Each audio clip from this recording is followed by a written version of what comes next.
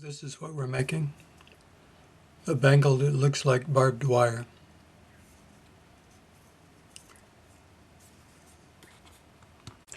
I'm going to make a barbed wire looking bangle. So 1.2 wire, and this will take about a meter, I think. This is 300 mil long, a foot in the old money. So 600 total length, and we'll crimp it in the middle. Then we'll take 5 pieces 50 mil long of the same 1.2 wire. I'm just going to crimp this fairly tight with my parallel jaw pliers. Then we'll put that in the vise.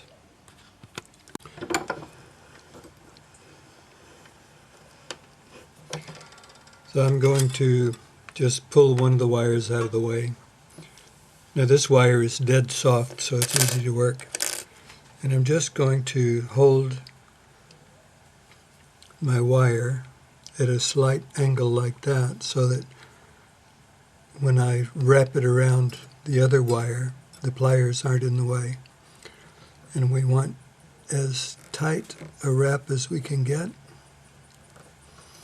twice around.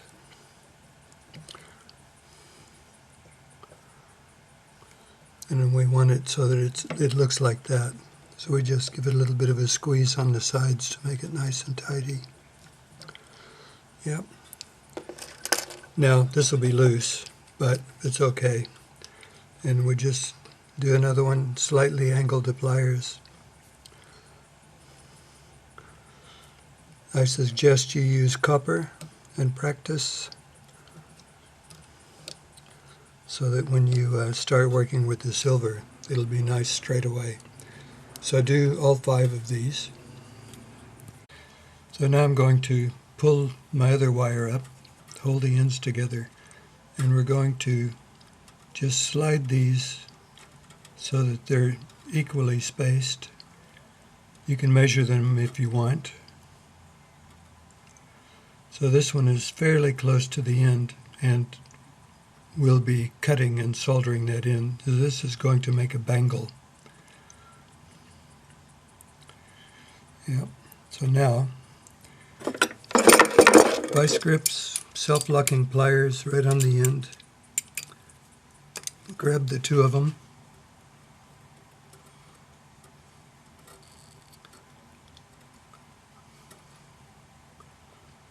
And twist. And you can twist either right-handed or left-handed, doesn't matter.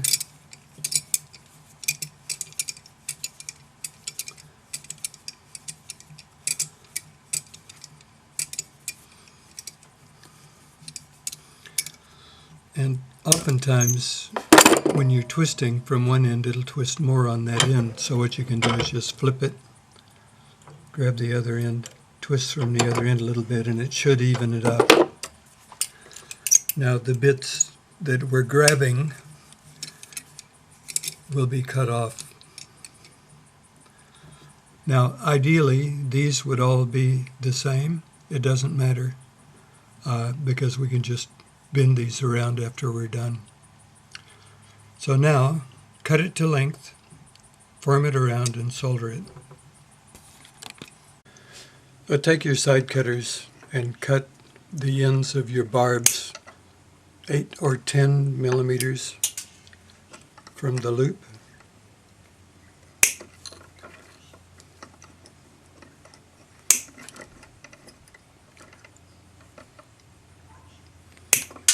Because we do want it to look like barbed wire. So when you cut this to length, cut it on the twist so that the ends will line up perfectly, so that way when we solder it, it'll be an invisible join. So make it as perfect a join as you can, and I'll use the 2/3 hands to hold it so that it doesn't shift around. So mix up your flux, put a little spot right where you're going to solder. And we're going to pick solder this one. So your neutral flame, heat your pick, and I've got 2 small pieces of solder here. Pick it up, heat where you're going to solder. When the flux goes clear, place your solder, and it should flow almost immediately. So we'll quench it, pickle it, and tidy up the join. I had this little piece left over, which is long enough to make into a matching ring. Just make sure you line up your ends properly. So tidy up your join after you take it out of the pickle and rinse it and dry it. And I'm just using the black abrasive discs. And we want to work this as little as possible because we'd like for it to be invisible once it's polished up. So slip it on your bracelet mandrel and turn your barbs so that they're up, out of the way. So push it down, hammer it with your rawhide because we don't want to distort it. We want to just get it round, and then we'll put it in the tumbler to harden it up. So hallmark it, and I always go opposite my join.